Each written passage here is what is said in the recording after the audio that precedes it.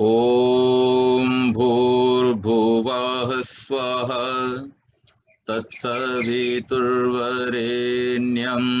भर्गो देवस्य धीमहि धियो यो नः प्रचोदयात्। ॐ शन्नो मित्रः शं वरुणः शन्नो भवत्वर्यमा शन्न इन्द्रो बृहस्पतिः शं नो विष्णुरुक्रम। नमो ब्रह्मणे नमस्ते वायो त्वमेव प्रत्यक्षं ब्रह्मासि त्वामेव प्रत्यक्षं ब्रह्म वदिष्यामि ऋतं वदिष्यामि सत्यं वदिष्यामि तन्मामवतु तद्वक्तारमवतु अवतु मामवतु वक्तारम् अवतु मामवतु वक्तारम्। वंदनीय मातृशक्ति, धर्म प्रेमी सज्जनों, हम लोग नए वर्ष में प्रवेश कर चुके हैं और इस वर्ष में प्रवेश करते हुए हमने देखा कि पिछले वर्ष की ही भांति इस वर्ष भी हमें कोरोना के भीषण प्रकोप से जूझना पड़ रहा है और इस प्रकोप से जूझते हुए हम लोग निरंतर सावधानी पूर्वक इस प्रयास में लगे हैं कि किसी भी तरह से इसको समाप्त किया जा सके और साथ ही साथ अपने प्राणों की इसके प्रकोप से रक्षा की जा सके। ये दोनों ही प्रयास चल रहे हैं, व्यक्तिगत स्तर पर भी चल रहे हैं, सामाजिक और राष्ट्रीय स्तर पर और वैश्विक स्तर पर चल रहे हैं।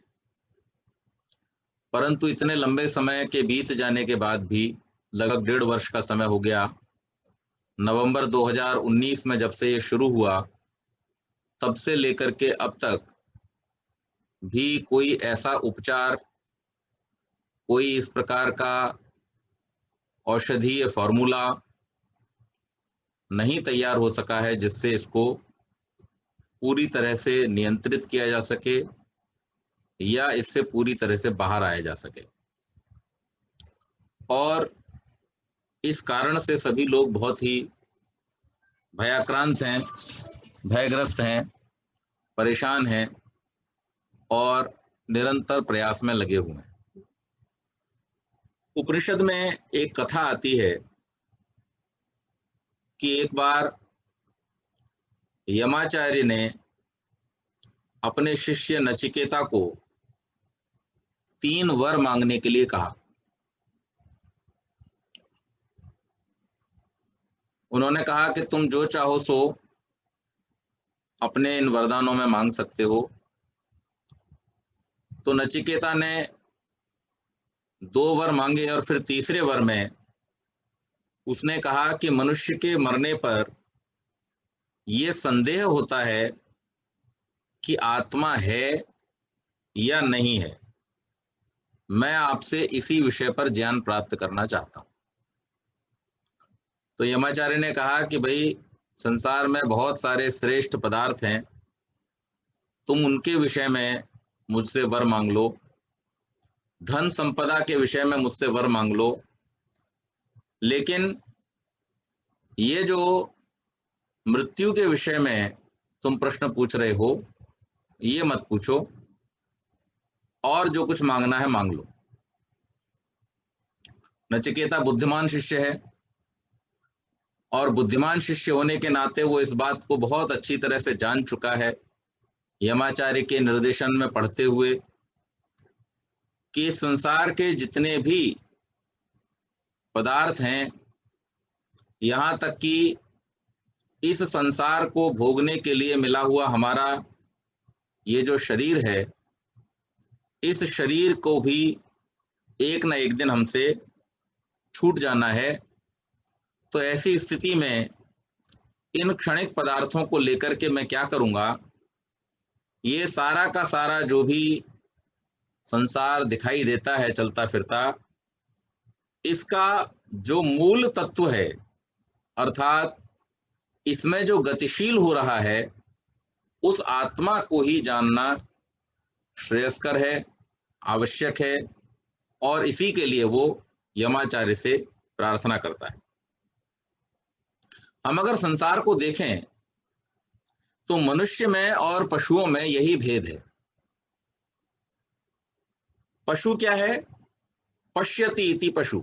सामान्य भाषा में अगर हम इसकी परिभाषा लें, जो केवल देखता है और जो दिखाई देता है उसके अनुसार जो आचरण करता है, अर्थात जो हमारी इंद्रियां हैं, उन इंद्रियों के लिए जो हमें दिखाई देता है, सूंघाई देता है, स्वादिष्ट लगता है, उन पदार्थों पर ही अपने पूरे के पूरे पुरुषार्थ को केंद्रित कर देना, ये पशुता है।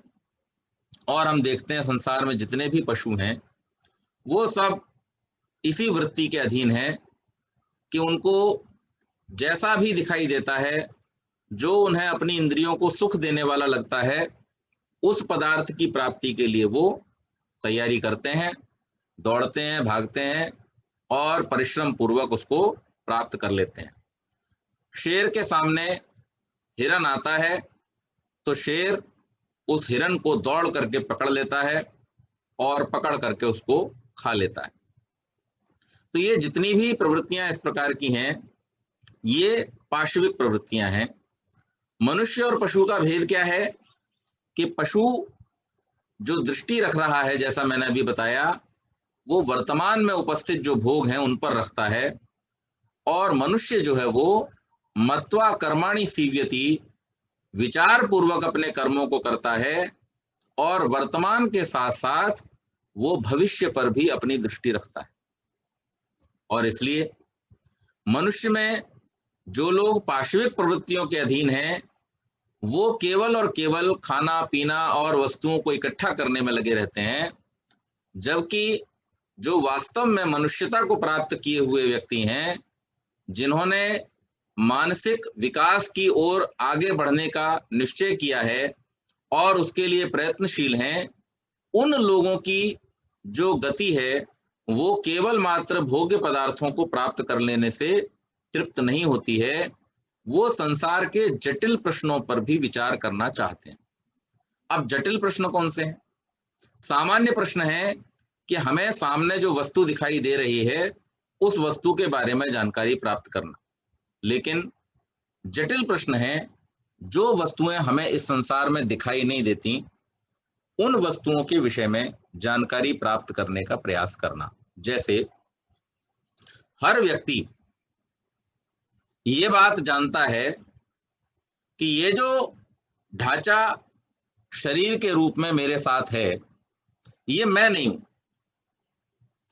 हर व्यक्ति इस बात को जानता है, और इसका प्रमाण ये है कि वो व्यक्ति कुछ शब्दों का प्रयोग करता है, कुछ वाक्यों का प्रयोग करता है। मेरा हाथ, मेरा सर, आज मेरे पेट में दर्द है, आज मैंने ऐसा सोचा, आज मैंने ऐसा विचार किया, मैंने अपने हाथों का प्रयोग करके उस वस्तु को एक स्थान से दूसरे स्थान पर रखा। अब ये जो मैंने किया, मेरे हाथों से किया, मेरे पेट में दर्द है, मेरे सिर में दर्द है, मेरे का जो भाव है ये इस शरीर का भाव नहीं है। इस शरीर से अतिरिक्त एक सत्ता अंदर है जो ये प्रकट कर रही है कि ये शरीर उसके आधिपत्य में है, उसके अधिकार क्षेत्र में है, और इसलिए वो ये बात कहती है कि मेरा शरीर, मेरा हाथ, मेरा पैर, मेरा सर, मेरे बाल, मेरी त्वचा आदि आदि। तो जो व्यक्ति इस संसार में रहते हुए इस प्रश्न पर भी विचार करता है कि मैं क्या हूं, क्या मैं ये शरीर हूं या इससे अलग हूं, इस बात पर विचार करना, जानते समय लेकिन विचार करना, विचार हर व्यक्ति नहीं करता। इसी प्रकार से अब अगर मैं ये शरीर नहीं हूं तो फिर कौन हूं? आत्मा हूं तो आत्मा क्या है, आत्मा की सत्ता कैसी है। और फिर अगर मैं और आत्मा हम दोनों ही इस शरीर से भिन्न हैं, अर्थात इस प्रकृति और प्रकृति के पदार्थों से भिन्न हैं, तो फिर ये संसार क्या है और क्यों है, इसका निर्माण क्यों हुआ है, इसके होने का प्रयोजन क्या है, इससे पहले कैसा था, इसके बाद में कैसा होगा, आदि आदि। तो ये जो प्रश्न है जो हमें सामने दिखाई नहीं देते हैं, जो हमें सामने उपस्थित नहीं होते हैं, इन पर जो विचार करना है वो वास्तव में मन का कार्य है, मनुष्य का कार्य है। और प्रत्येक देश में, प्रत्येक युग में अगर आप देखेंगे इतिहास को उठा करके, तो सब जगह के ही विद्वानों ने इस विषय पर विचार किया है। अलग अलग विचार हो सकते हैं, अलग अलग निष्कर्ष हो सकते हैं, लेकिन इस विषय पर विचार किसी ने न किया हो ऐसी बात नहीं है। तो यहां पर हमें दो बातें समझ में आती हैं कि एक तो पशु प्रवृत्ति है कि जिसमें हम केवल मात्र जो सामने होता देखते हैं, आहार निद्रा भय मैथुनम च सामान्यमेतत् पशुभिर्नराणाम धर्मो ही तेषाम अधिको विशेषो धर्मेण हीना पशुभिः समाना।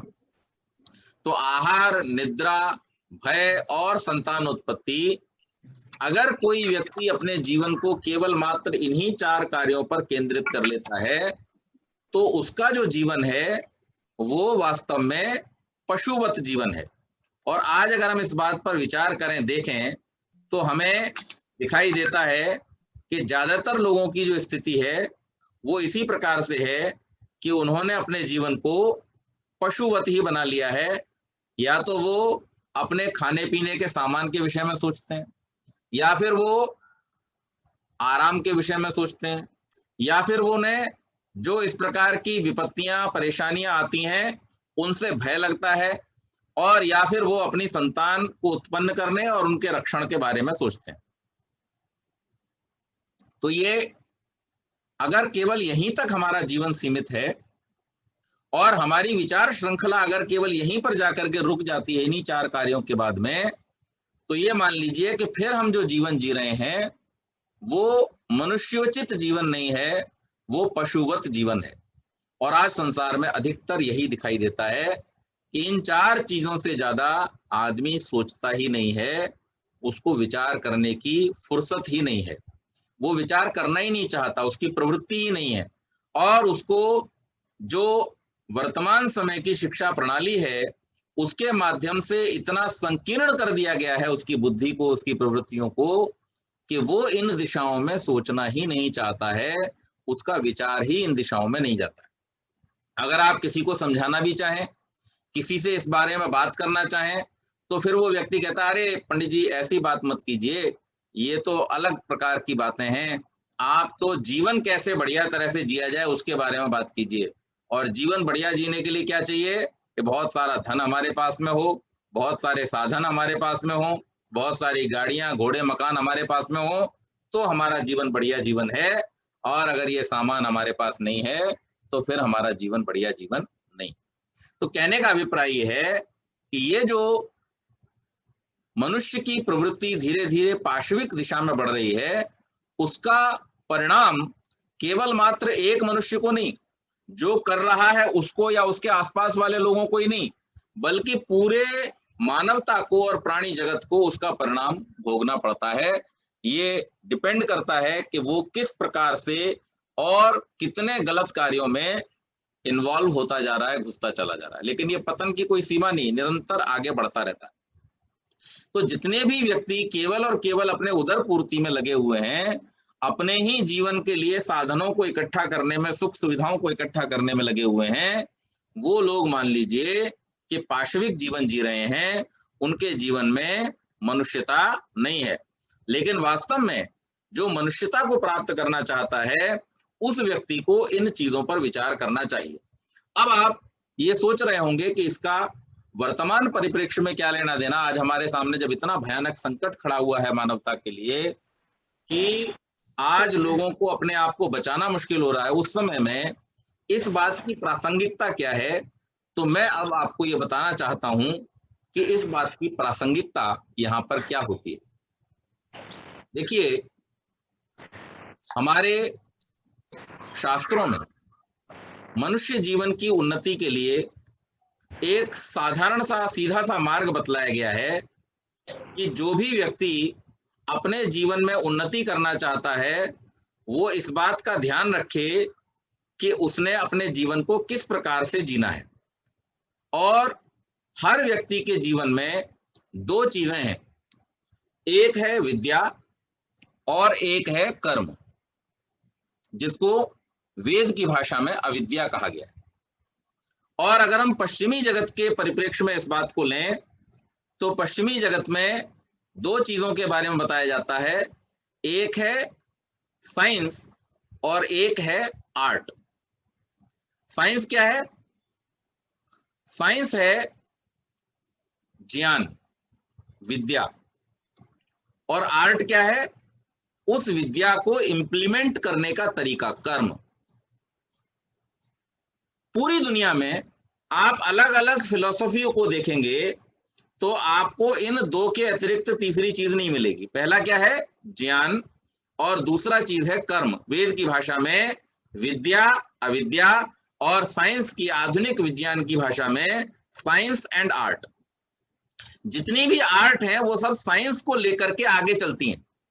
उनके मूल में जो ज्ञान है वो साइंस है, और जो साइंस है उस साइंस का जो इंप्लीमेंटेशन है वो आर्टिस्टिक है, वो उसमें आर्ट का इंप्लीमेंटेशन होना जरूरी है। जैसे इंजीनियरिंग के साइंस में हम ये जानते हैं कि किस परिमाण से, किस दूरी से, किस नाप से किसी यंत्र को ज्यादा प्रभावशाली बनाया जा सकता है।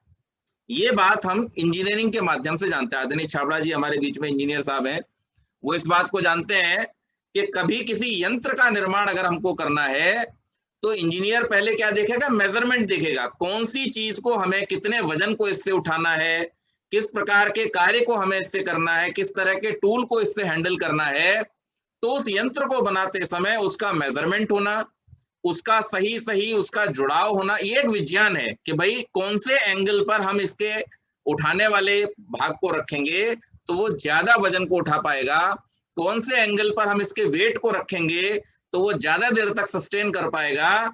ये सारी की सारी चीजें साइंस है इंजीनियरिंग के अंदर। लेकिन अब उस यंत्र को बनाने वाला व्यक्ति अगर आर्टिस्ट न हो तो उस साइंस को वो कभी भी फॉर्म में नहीं लेके आ सकता, शेप में नहीं लेके आ सकता।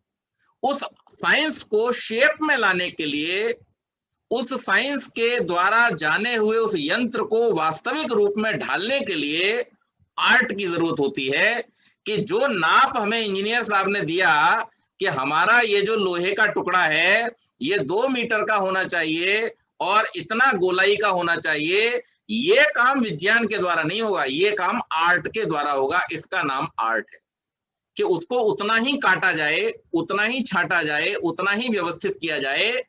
तो ये साइंस और आर्ट के साथ मिलकर के ही विज्ञान का क्रम पूर्ण होता है। इसी प्रकार से हमारे जीवन में भी वेद ने हमको उपदेश क्या किया है?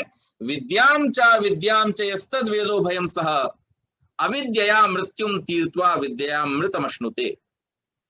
वेद हमको उपदेश कर रहा है कि हे मनुष्य, विद्या और अविद्या यानी ज्ञान और कर्म, इन दोनों के द्वारा, क्योंकि विद्या शब्द और वेद शब्द दोनों किससे बने हैं? विद ज्ञाने धातु से। ज्ञान वहां पर मुख्य चीज है, और ज्ञान के माध्यम से जब तू कर्म को करेगा, ज्ञान पूर्वक कर्म को जब करेगा तभी कल्याण होगा। क्योंकि अंधं तमः प्रविशन्ति ये विद्याम उपासते ततो भूय एव ते तमोः ये विद्यायाम रताः। जो लोग केवल और केवल कर्म में अपने जीवन में रत रहते हैं, केवल मात्र कर्मशील बनकर के, जैसा मैंने अभी बतलाया आपको कि जो केवल मात्र अपने भोग्य पदार्थों को इकट्ठा करने में निरंतर निरंतर प्रयासशील रहते हैं, वो लोग इस संसार में अंधकार में जाते हैं। लेकिन उससे भी ज्यादा अंधकार में वो लोग जाते हैं जो केवल और केवल ज्ञान की प्राप्ति में ही लगे रहते हैं।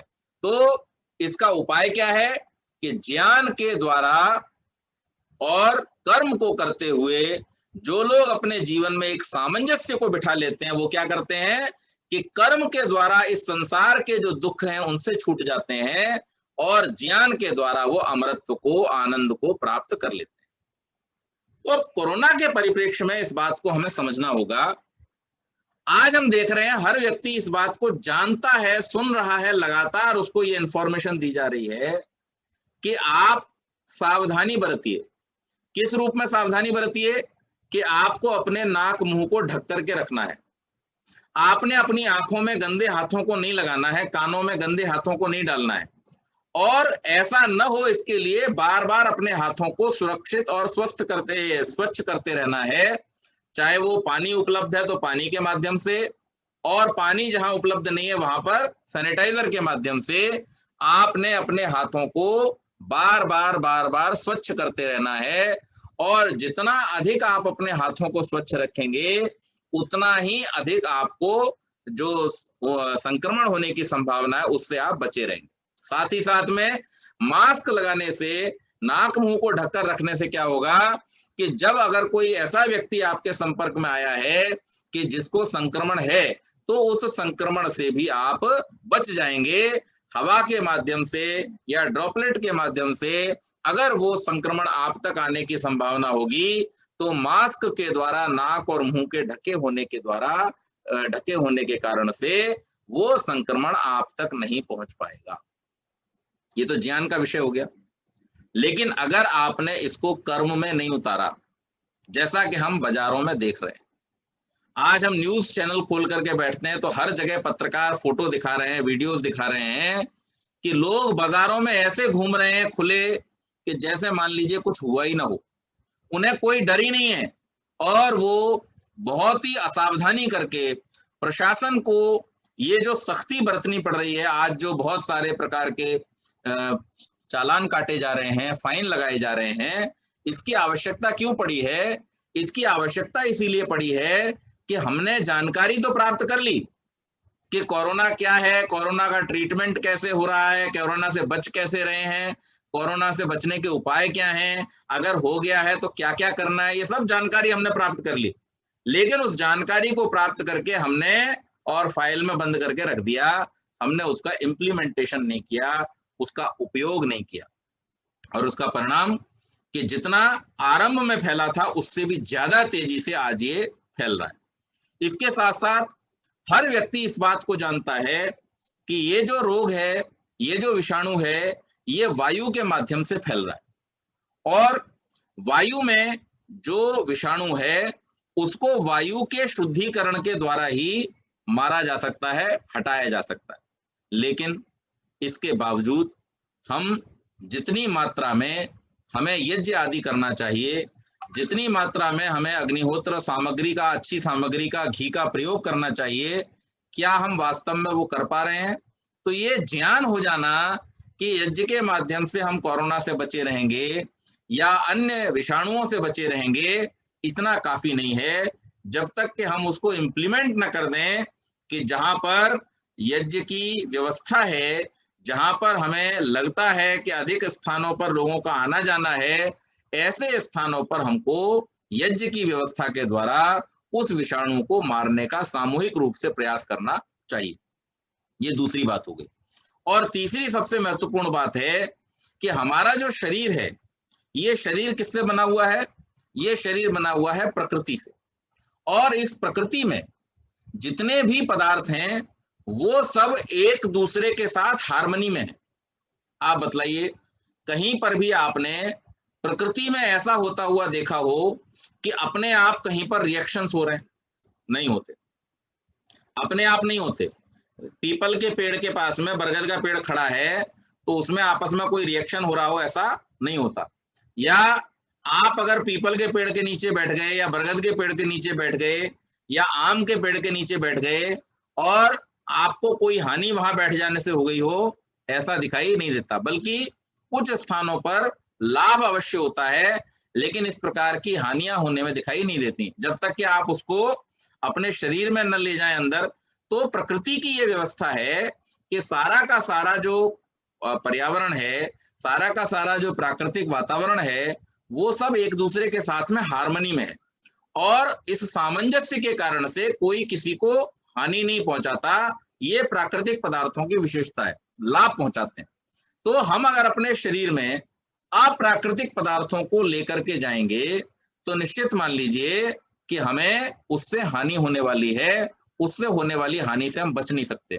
सूर्य का प्रकाश, शुद्ध पेय जल और जो हरी सब्जियां आदि, जो अच्छे हमारे लिए खाद्य पदार्थ हैं, फल आदि, इनका अगर हम सेवन करते रहेंगे तो निश्चित मानिए कि वो हमारे शरीर को, हमारे शारीरिक स्वास्थ्य को उत्तम रखने वाले हैं और जो संभावित हानियां हैं उनसे भी वो हमको बचा लेंगे। लेकिन अगर हम अपने शरीर में निरंतर ऐसे पदार्थों को लेकर के जाएंगे जो कि अप्राकृतिक रूप से बनाए गए हैं, जिनमें नाना प्रकार के केमिकल्स डाले गए हैं और जिनमें बहुत सारी तरीके के प्रोसेस किए गए हैं जो कि अप्राकृतिक रूप से मशीनों के द्वारा कृत्रिम तरीके से किए जाते हैं, जिन्हें हम प्रोसेस्ड फूड कहते हैं। ऐसे जो प्रोसेस्ड फूड हैं वो निश्चित मान लीजिए कि हमारे शरीर को हानि पहुंचाने वाले ही होंगे, उनसे हमें किसी प्रकार का लाभ होने वाला नहीं है। तो इसलिए हमें ये ध्यान रखना है कि जानकारी तो हमने बहुत सारी प्राप्त कर ली, हमने बहुत सारे व्हाट्सएप मैसेजेस पर, फेसबुक के मैसेजेस पर ये भी देख लिया कि डॉक्टर्स बता रहे हैं कि क्या होना चाहिए, किस प्रकार से होना चाहिए, कि भाई हमें जब भी किसी प्रकार का ऐसा संक्रमण होने की संभावना हो, किसी भी प्रकार से जब हमें इस प्रकार की हानि होने की संभावना हो, तो हम धूप लें, गर्म पानी पिएं, भाप लें, आदि आदि। लेकिन हम उसको अगर इंप्लीमेंट न करें अपने जीवन में, उसका प्रयोग न करें, तो निश्चित मान लीजिए कि हमें इससे लाभ होने वाला नहीं है। अभी 2 दिन पहले ही मैं किसी सज्जन से चर्चा कर रहा था और उन्होंने ये बताया कि हॉस्पिटल के अंदर जो लोग जा रहे हैं और भगवान की कृपा से जो वापस आ रहे हैं, उनसे जब ये पूछा जाता है कि भाई आपको वहां पर क्या ट्रीटमेंट दिया गया, तो उस ट्रीटमेंट में 2-3 चीजें बहुत मुख्य होती हैं। एक, गर्म पानी, दूसरा नियमित रूप से धूप का सेवन, और तीसरा भाप, वाष्प लेना। ये 3 चीजें बहुत मुख्य हैं इस रोग से लड़ने के लिए। बाकी जो जैसा डॉक्टर है अपनी जानकारी के हिसाब से वो औषधि देकर के इसको रोकने का प्रयत्न करता है। इसके ट्रीटमेंट का तो अभी तक भी कोई उपाय नहीं बना है, कोई एक ऐसी औषधि जिसके माध्यम से ये कहा जा सके कि 100% इसको क्योर किया जा सकता है या ये इसी के लिए है, ऐसा तो नहीं हुआ है। लेकिन हाँ, जो भी डॉक्टर्स हैं वो अपनी बुद्धि से, अपनी सामर्थ्य से जैसा भी रोकथाम का प्रयत्न कर सकते हैं वो करने का प्रयास करते हैं। लेकिन वास्तव में जो मुख्य रूप से इसके लिए 3 चीजें बतलाई जाती हैं और प्रयोग में लाई जा रही हैं, वो क्या है? नियमित रूप से धूप का सेवन करना, नियमित रूप से वाष्प का सेवन करना और पीने के लिए केवल और केवल गर्म पानी का इस्तेमाल करना। इसके साथ साथ आजकल नवरात्र चल रहे हैं और नवरात्र के समय में आपको मालूम है व्रत उपवास किए जाते हैं। उत्तर भारत में तो बहुत ज्यादा इसका प्रचलन है कि इस समय इन 9 दिनों में चैत्र शुक्ल प्रतिपदा से लेकर के और राम नवमी जिसको बोलते हैं, नवमी जो आएगी, इन 9 दिनों तक बहुत ही सात्विक आहार व्यवहार, जो लोग मांसाहारी भी हैं वो भी इन दिनों में मांस आदि का सेवन न करते हुए केवल मात्र शाकाहार का ही सेवन करते हैं। जो शाकाहारी लोग हैं उनमें से बहुत सारे लोग उपवास रखते हैं और उस उपवास के दौरान वो बहुत ही सात्विक चीजें, फल आदि का ही अधिक सेवन करते हैं और बाकी चीजों का सेवन नहीं करते।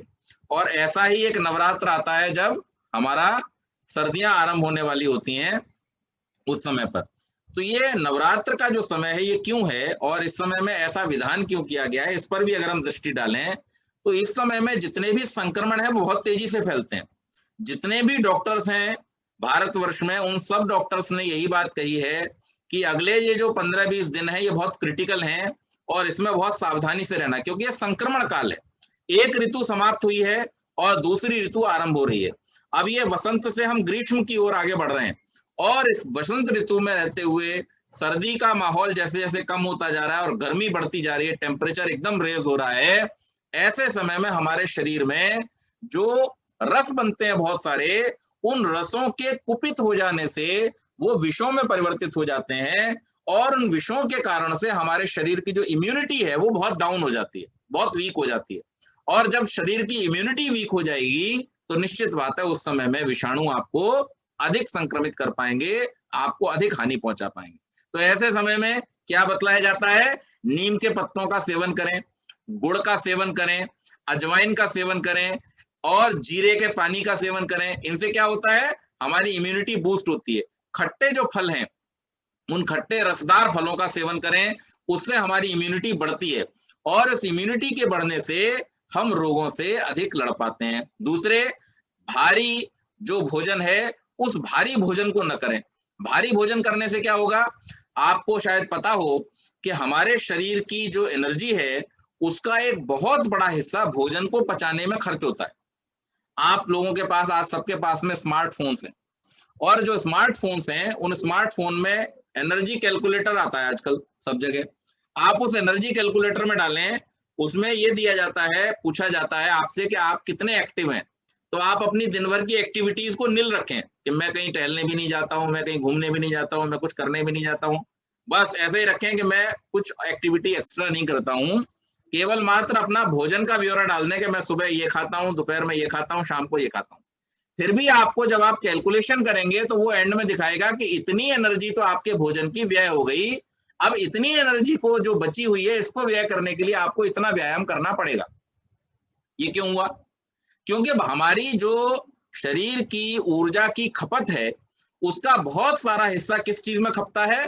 हमारा हार्ट जो हर समय फंक्शन कर रहा है, उसके अंदर ऊर्जा जाती है। हमारे लंग्स जो वायु को प्योर कर रहे हैं, उसके अंदर ऊर्जा जाती है। हमारे शरीर में आने वाली जो ऑक्सीजन है, उस ऑक्सीजन के द्वारा ग्लूकोज को जो जलाया जाता है, उसमें बहुत सारी ऊर्जा जाती है। और हमारा जो भोजन हम करते हैं, उस भोजन को पचाने में सबसे ज्यादा ऊर्जा व्यय होती है। किडनीज को चलाने में ऊर्जा का व्यय होता है। तो ये सारे के सारे हमारे जो अंतरंग चल रहे हैं, हम अपने बाह्य अंगों को अगर न भी चलाएं, ज्यादा हिलाएं डुलाएं नहीं भी, तो भी हमारे अंतरंग काम करते रहते हैं और इन अंतरंगों के काम करने के लिए भी हमको ऊर्जा की आवश्यकता होती है। तो भोजन का पचाने का जो कार्य है, उसमें हमारे शरीर की बहुत बड़ी ऊर्जा का क्षय होता है। और जितना ज्यादा गरिष्ठ भोजन हम करेंगे, जितना ज्यादा हैवी भोजन हम लेंगे, या जितने ज्यादा कॉम्प्लेक्स पदार्थ, जिसको मैंने अभी बतलाया था आपको, प्रोसेस्ड फूड हम जितना ज्यादा लेंगे, वो प्रोसेस्ड फूड अननेचुरल होने के कारण से हमारे शरीर के अंदर उतनी ही देर से पचेगा। और जब देर से पचेगा तो उसमें हमारी ऊर्जा का अधिक व्यय होगा, और जो ऊर्जा हमारी रोगों से लड़ने के लिए उपयोग में लाई जानी चाहिए थी, वो ऊर्जा हमारी भोजन को पचाने में अधिक समय जाएगी और उसका परिणाम कि हमें संक्रमण होने की संभावना बढ़ जाएगी। तो इसलिए भी ये कहा जाता है कि ये जो संक्रमण काल है, जब ऋतु परिवर्तन का समय है, तो इस ऋतु परिवर्तन के संक्रमण काल में हमारा जो भोजन होना चाहिए, वो सात्विक होना चाहिए, सरल होना चाहिए, और उस सरल और सात्विक भोजन के द्वारा हमको अपने आप को स्वस्थ रखने का प्रयास। अभी आप लोगों को पता होगा, आप में से बहुत सारे लोग वैक्सीन ले चुके हैं, और इस वैक्सीन के विषय में डॉक्टर्स का कहना यह है कि जिस समय आपने वैक्सीन ली हुई है, उस समय आपको और ज्यादा सावधान रहना है। क्यों? क्योंकि जो पहली डोज आप लेते हैं, उस पहली डोज के द्वारा आप सुरक्षित नहीं है। ये तो डॉक्टर ही खुद कहते हैं, कम से कम दोनों डोज आपको लेनी है, वो तो पहली शर्त है। और दूसरी बात वो क्या बतला रहे हैं जो ज्यादा महत्वपूर्ण है, कि जैसे ही आपके शरीर में इस वैक्सीन को प्रवेश कराया जाता है, तो इस वैक्सीन के शरीर में प्रवेश करने के बाद में जो रिएक्शन आपकी बॉडी में होता है, और जिस प्रकार से एंटीबॉडीज को बनाने का कार्य इस वैक्सीन को करना है, उस प्रक्रिया में आपके शरीर की जो इम्यूनिटी है, वो आरंभ में कम हो जाती है। जितनी है, अभी मान लीजिए मैं एक 10 के लेवल पर हूं, तो मेरी इम्यूनिटी 7 और 6 के लेवल पर पहुंच जाएगी। ये स्थिति होती है जिस समय में वैक्सीन दिया जाता है। अब उस वैक्सीन के देने के बाद में, एक वैक्सीन का डोज मिलता है आपको, उसके 1 महीने के बाद में दूसरा डोज मिलता है। तो ये 1 महीना सावधानी से बिताना है। और इसके बाद जब दूसरा डोज लगता है, तब इम्यूनिटी और कम हो जाती है, यानी 5 के लेवल पर पहुंच जाती है।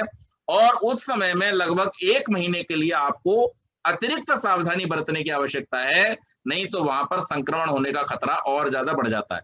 जब 1 महीना निकल जाएगा दूसरे बूस्टर के बाद में, तब आपकी बॉडी जो है वो इस योग्य हो जाएगी कि वो कोरोना के विषाणुओं से लड़ सके, और उस समय में आप थोड़ा सा फ्रीडम ले सकते हैं, थोड़ा सा फ्रीडम ले सकते हैं।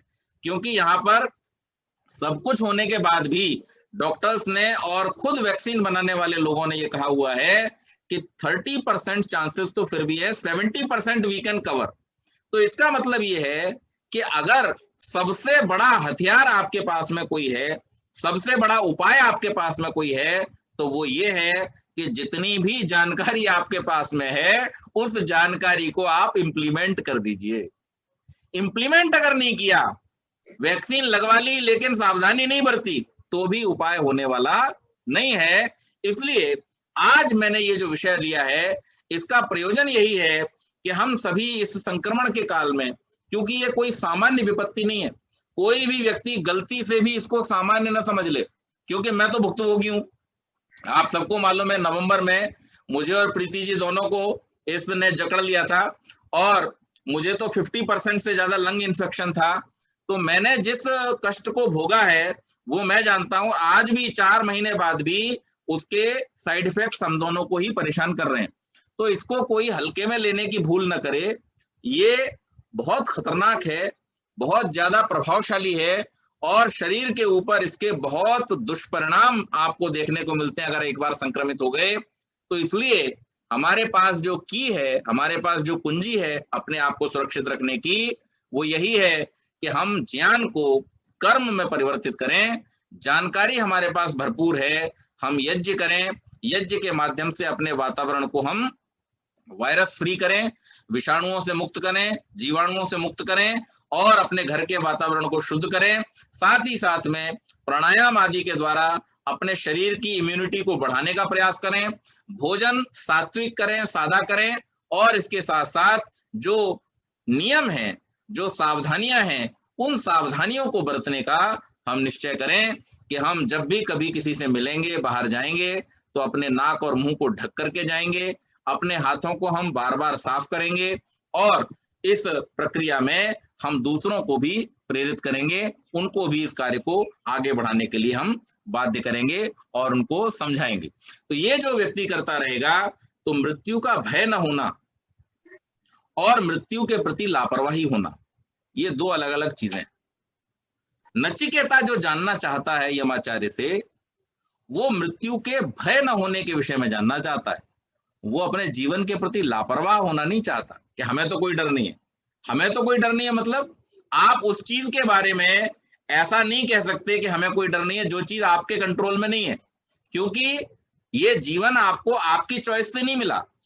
ये जीवन आपको आपके कहीं पुरुषार्थ करके खरीद लाए हो आप उसे, ऐसा नहीं है। ये जीवन आपके प्रारब्ध के अनुसार परमेश्वर की कृपा से आपको मिला और किसी प्रयोजन से मिला है। और जब ये जीवन आपको किसी प्रयोजन से मिला है तो उस प्रयोजन की सिद्धि करना ही आपका परम लक्ष्य होना चाहिए। और इसलिए इस जीवन की आपको पूरी तत्परता के साथ में रक्षा करनी चाहिए। इस जीवन को बचाने के लिए जो भी संभव प्रयास हैं, अगर ऐसा न होता तो हमारा सारा अध्यात्म इस बात को बताता है आत्मा तो अजर अमर अविनाशी है। वेदों में लिखा हुआ है, सारे शास्त्रों में लिखा हुआ है, सारे धर्म ग्रंथों में लिखा हुआ है कि आत्मा अजर अमर और अविनाशी है। तो हमारे इन ऋषियों ने इस आयुर्वेद आदि शास्त्रों की रचना क्यों की? इस जीवन को बचाए रखने के लिए क्यों प्रयास किया? आत्मा को और अपने आप को रक्षणीय क्यों कहा?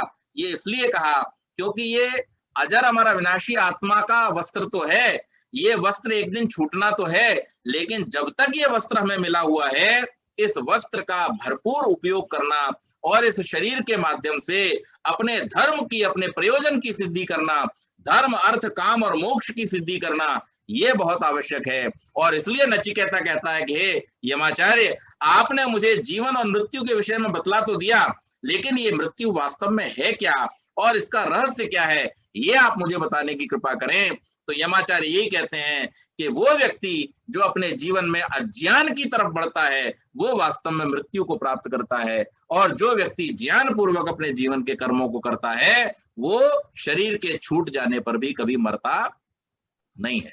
तो हम शरीर कब छूटेगा हमें नहीं पता, लेकिन शरीर को बचा करके रखने का प्रयास करना ये हमारे लिए बहुत आवश्यक है और हमें ये निरंतर करना चाहिए। तो इसलिए हम सभी सावधानी बरतें, अपने जीवन को सुरक्षित रखें, अपने परिवारी जनों को सुरक्षित रखें, समाज और राष्ट्र में हमारे द्वारा जो सहयोग हम कर सकते हैं इस व्यवस्था के अंतर्गत वो करने का प्रयास करें, और कम से कम अपने द्वारा एक और रोगी को बढ़ाने के लिए तो हम तत्पर कभी भी न हो।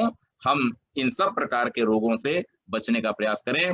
हम स्वस्ति वाचन के समय में एक मंत्र बोलते हैं, ओम अपामी वाम विश्वा मना होतिम अपारातिम दुर्विदत्रा मखायता आरे देवा द्वेषो अस्मद देवत नोरुण शर्म इच्छता स्वस्तये। इस मंत्र में हमने प्रार्थना क्या की है, कभी इसका अर्थ देखिएगा। इस मंत्र में हमने प्रार्थना ही है कि हे परमेश्वर, हम रोगों से बचे रहें और जिन रोगों की उत्पत्ति का हम कारण है उन रोगों को हम उत्पन्न न होने दें। अर्थात ये बात वेद भी कह रहा है, उपदेश कर रहा है कि हे मनुष्य, बहुत सारे रोग तो तू उत्पन्न करता है, तेरे उत्पन्न करने से, तेरे उल्टे सीधे कामों से उत्पन्न होते हैं, इसलिए उन रोगों के कारणों को नष्ट करो, उन रोगों को बढ़ने मत दो और अपने जीवन में भी निरोग रहने का प्रयास करो। यही हमारा इस समय में सबसे बड़ा कार्य है और इस कार्य को करने के लिए हम पूरी तरह से तत्पर हों। यही कहकर के मैं अपनी आज की बात को समाप्त करता हूं। बहुत बहुत धन्यवाद। नमस्ते। नमस्ते जी। नमस्ते जी प्रधान जी। आदरणीय मातृशक्ति तथा भद्रपुरुषों, वैसे हम रोज भोजन करते हैं, सुबह करते हैं, शाम करते हैं, अपना पहने हुई तो वीडियो चले, और रविवार का इंतजार करते हैं, क्योंकि रविवार को हमें प्रीति भोज मिलता है। तो आज वाकई में बहुत बढ़िया प्रीति भोज नागेश जी ने हमें दिया है। तो इसके लिए मैं चंगूर आर्य समाज की तरफ से उनका बहुत बहुत धन्यवाद करता हूँ। इसी प्रकार आगे भी हमें प्रीति भोज कराते रहेंगे।